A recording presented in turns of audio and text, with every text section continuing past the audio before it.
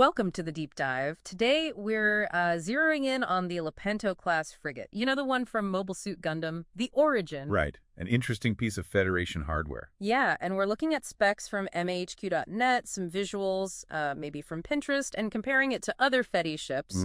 Our mission, really, is to figure out why this ship mattered. It's relatively small, packed with missiles. And crucially, designed before mobile suits really dominated the battlefield. Exactly. That's the hook, isn't it? What does that tell us about the Federation's early war strategy? Let's get into it. Well, it comes from that big push, the Universal Century 70s Armament Reinforcement Plan.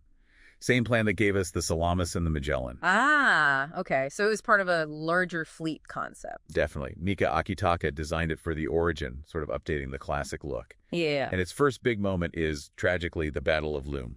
Right. And its design screams conventional warfare, doesn't it? Missiles first, maybe some energy weapons second. Precisely. It's got that one megaparticle cannon, a beam weapon, but the real focus is missiles. This was their thinking before MS Tactics rewrote the rulebook. Okay, let's talk size. 180 meters.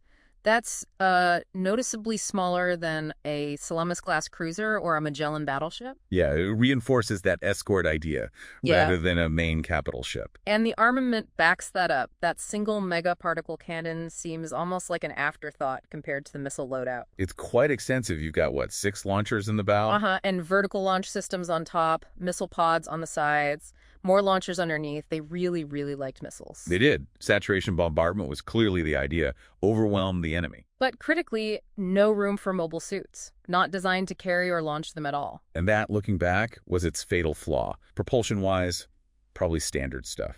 Thermonuclear rockets, Minovsky reactors, nothing unusual there. So the tactic was standoff attacks, support the big guns like the Magellan. Exactly. Lay down a wall of missiles. But then you have the problems.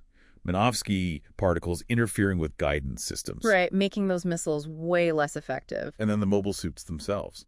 Fast, agile. A missile frigate like the Lepanto is just a slow-moving target for Izaku. Which brings us straight to Lumim. That battle was just devastating for the Federation fleet. Utterly. They had 118 Lepantos in the first combined fleet there, deployed right at the front, screening alongside the Salamis cruisers. Protecting the Magellan battleships further back. Classic naval formation, really. But completely unprepared for mobile suits. The Zeon forces just tore through those front lines.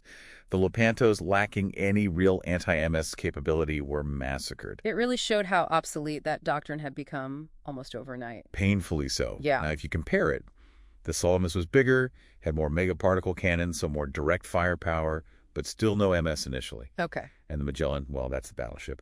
Much bigger, way more powerful energy weapons, but again, designed before mobile suits were factored in. So the Lepanto was the dedicated missile boat in this trio. Pretty much. Its job was specific. But its weakness kind of exposed the whole fleet structure when faced with this new type of warfare. You see those visuals from Loom, the sheer number of ships, and the Lepantos are often depicted just getting wrecked. It's a powerful image. It really is. It represents that old guard thinking, the reliance on traditional naval power that just couldn't cope. A symbol of the Federation being caught flat-footed, failing to adapt quickly enough? Absolutely. They had the industrial might, the numbers. Yeah. But tactically, they were behind the curve at that specific crucial moment. So, wrapping it up, the Lepanto-class frigate. A key missile escort in the early Federation flight structure. Essential to their initial plans. But ultimately, kind of a tragic symbol of pre-mobile suit strategy and the vulnerabilities it created. Well put. It leaves you wondering, doesn't it? How so? Just think. They built so many Lepantos, they lost so many at Loom. What if? What if the Federation had seen the potential of mobile suits earlier? Yeah. If they'd invested that massive industrial effort into developing mobile suits sooner, or even just effective anti-MS countermeasures for ships like the Lepanto. How different might those opening months of the one-year war have been? That's a big question. A lot to think about there.